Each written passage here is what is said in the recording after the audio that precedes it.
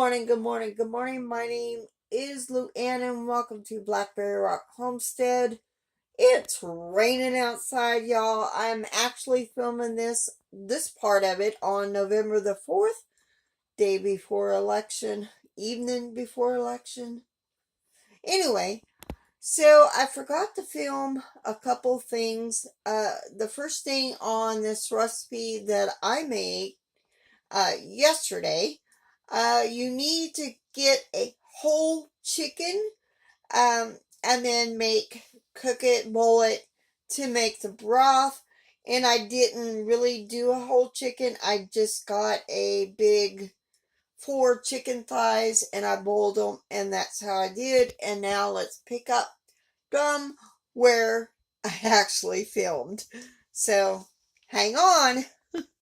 So after the chicken is done cooking, we need to get it off the bone and get this fat. You're supposed to put it in the fridge, but I'm not going to. I'm going to get the meat off the bone, these thighs. And by the way, these thighs were cheaper. It was cheaper to get a big 10-pound bag of leg quarters than it was to get a whole chicken.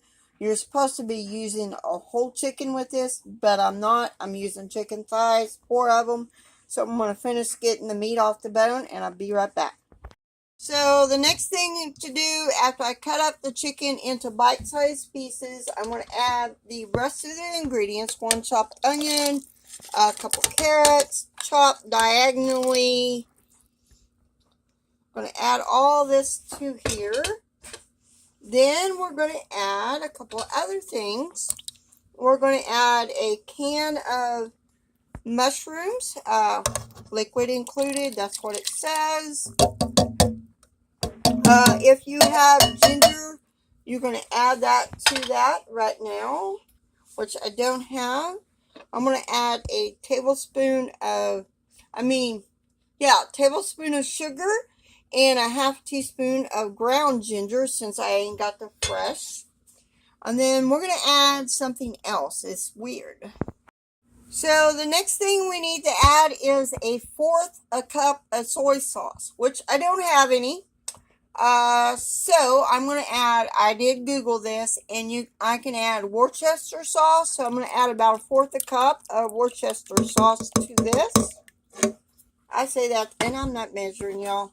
And now we need to let this simmer and bring it to a boil until the carrots are tender.